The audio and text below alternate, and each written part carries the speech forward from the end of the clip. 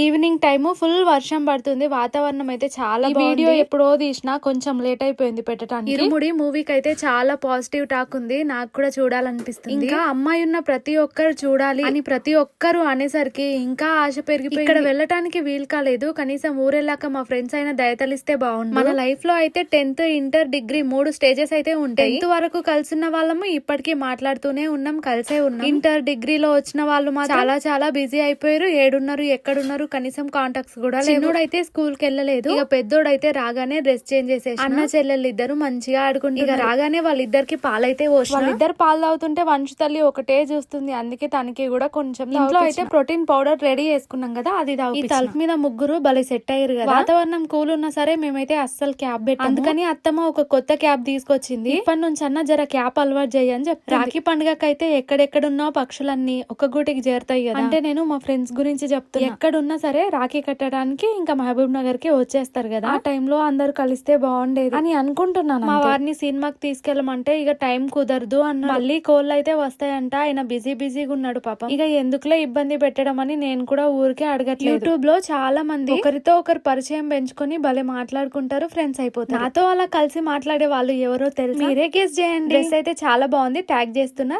Check చేయండి. ఉంటా, by.